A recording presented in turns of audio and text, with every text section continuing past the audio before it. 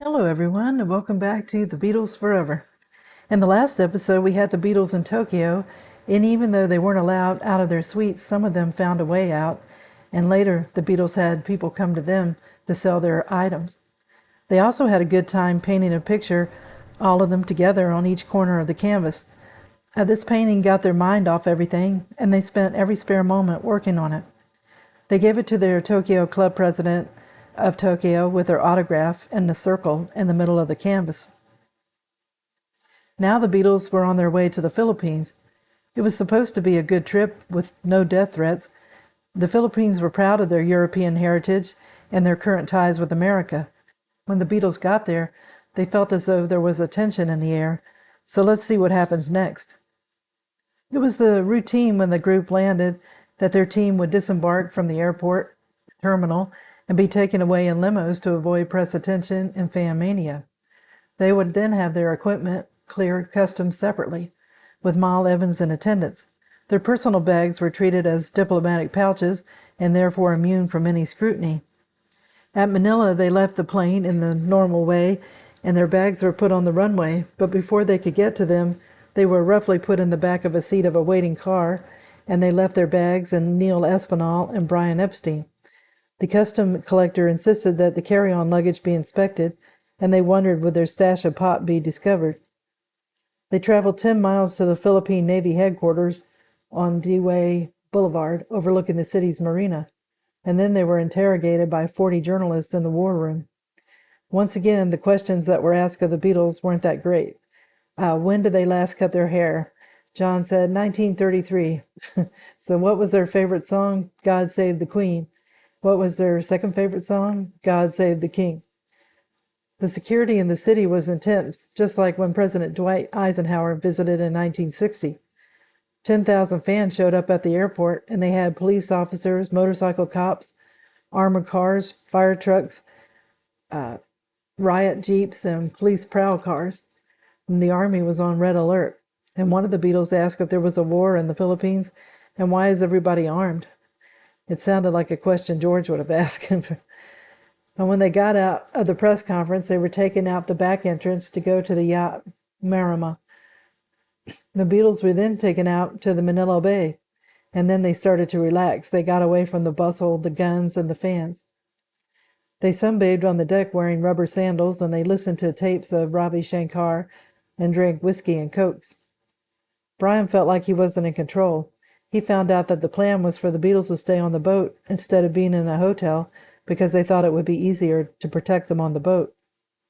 And they were about to sit down to a meal of consomme, fried chicken, filet mignon, mashed potatoes, carrots, and sweet peas, and during the meal they found out that they would be taken to the luxurious Manila Hotel on Ritzel Park, and they weren't able to check into the hotel until 4 in the morning. They weren't aware that they were supposed to be visiting the presidential palace at 11 as special guests of the President Ferdinand Marcos and his wife Imelda. They had invited 300 children and young people to meet the Beatles. The Beatles had declined the invitation. They had done it before on official events around the world since Washington, D.C. embassy reception. They didn't want to be treated like toys or figures of amusement by people of privilege and power. Usually before a concert, they wanted to relax and prepare. Well, Paul was the first to get up that morning on July the 4th, which was the day of their 2 concerts, and he was unaware of the 11 o'clock engagement. He went with Neil Aspinall to Makati, the financial district of the city, and then to a shanty town where he bought a couple of paintings as souvenirs. They then went to the beach where they each smoked a joint. When they got back to the hotel, there was chaos forming. A reception team from the palace dressed in military uniforms banged on the door of Vic Lewis's room to tell him the Beatles were expected to be at the palace by 11 and that everyone was waiting. They told Lewis, who was responsible for getting the group there on time, that it wasn't a request. We have our orders. And Lewis found Epstein in a restaurant eating breakfast and asked Epstein to have the Beatles drop in to avoid a controversy, but Epstein said that they would do no such thing. British diplomatic pleading didn't help in Manila either. The Beatles had a northern working-class suspicion of officialdom. The diplomat said that to invite someone to your house was a supreme gesture of friendship. He said that all their personal security that they were enjoying could be withdrawn on a short notice if they appeared ungrateful. At noon, Imelda gave up. Many of the kids stayed, but eventually they all left. The big story now was that the Beatles, long-haired lads from Liverpool, were publicly rejected the president, the first lady, and a few hundred Filipino children, and they were not going to apologize. They had shows at 4 and 8:30 at the Rizal Memorial Football Stadium. The stage was small there. There was wire fencing in front of the stage to prevent a mob, and blocks of seats had been reserved for dignitaries, but they refused to show up after the Beatles didn't go to the palace. There were 6 Filipino opening acts, when combined lasted twice as long as the Beatles set, and the Beatles were hard to hear and even harder for 30,000 to see. Many people thought they were just going through the motions. In between shows, they stayed with each other, and especially constructed dressing room on the field behind the stage. For the second show, the organizers improved the sound a little, but the light shone in the Beatles' eyes brightly. A Filipino novelist and historian, Nick Joaquin, reviewed the show for a Manila newspaper, and he wrote, "So alive, original, and imaginative were their 2 films, one expected a live show of theirs to be just as different and inventive. Alas, they performed like any local combo, only not so spiritedly. There was no style, no verve, no poetry to their performance. They stood before mics and opened their mouths, and that was all. It was 1, 2, 3. Now we'll do this song." And they said, "Now we'll do this next song." They sang, and so on, until they had sung very listlessly all 10 songs that they had to sing, and they dropped Nowhere Man for this show. Then they bowed out, and who would have cared for an encore? Even the periodic squealing of girls seemed mechanical, not rapturous, but exhibitionism. The audience was too vexed over the poor sound, if they could hear it all, and the languor on stage, if they could see it all. Those who couldn't see or hear didn't miss anything. Between the shows, back at the hotel, Epstein, Tony Barrow, and Vic Lewis watched the TV news. It was dominated by the Beatles and how they had stood up the First Lady. It showed the sad faces of the kids and the placards of the Beatles' names being removed after they didn't show up. Barrow thought that Epstein should make a public statement, and Epstein explained that he and the Beatles were unaware of the invitation. Well, that statement was partially true. They hadn't known the extent of the welcoming party until they saw the images, but of course they had known about the invitation since early morning.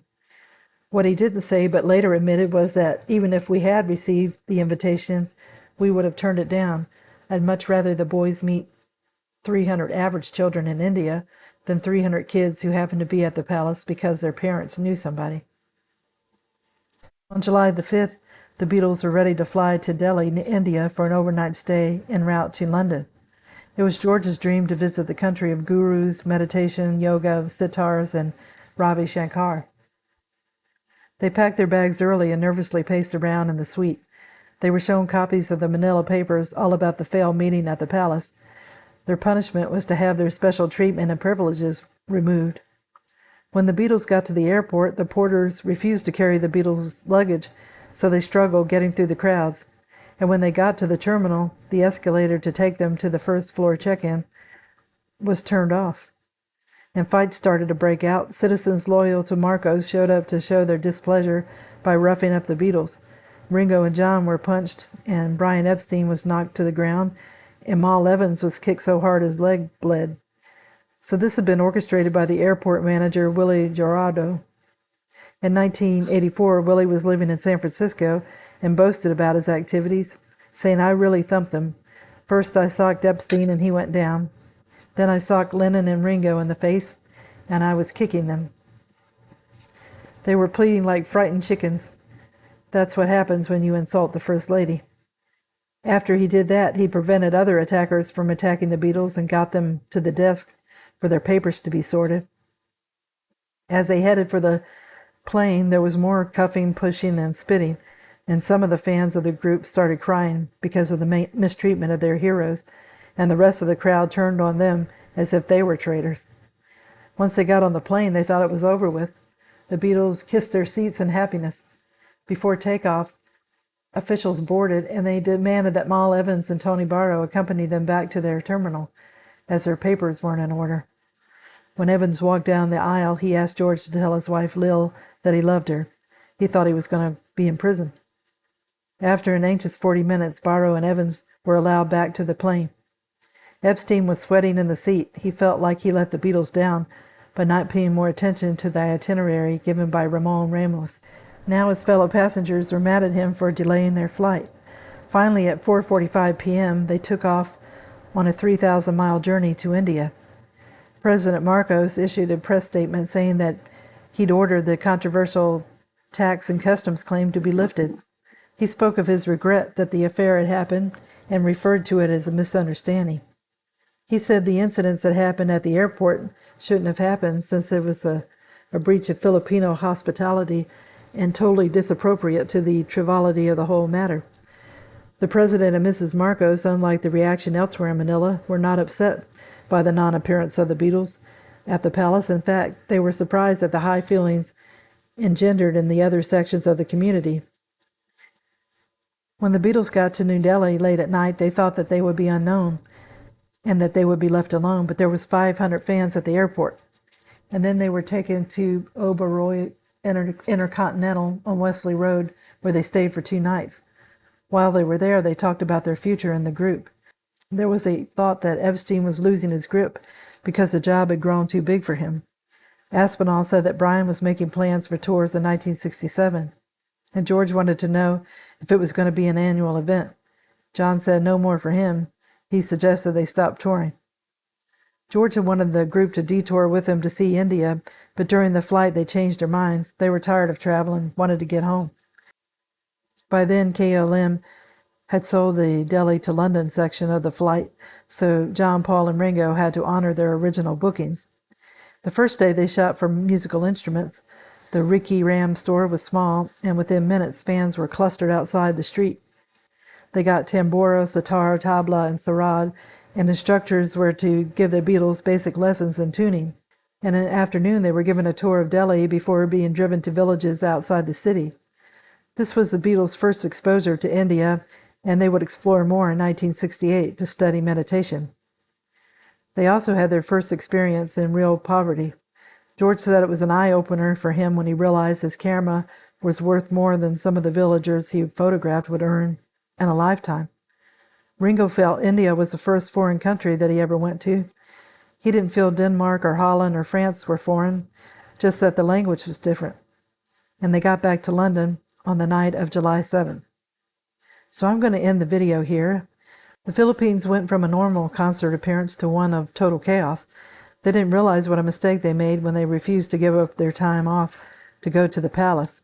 They found out they offended some people loyal to Marcos, and they were lucky they weren't seriously hurt.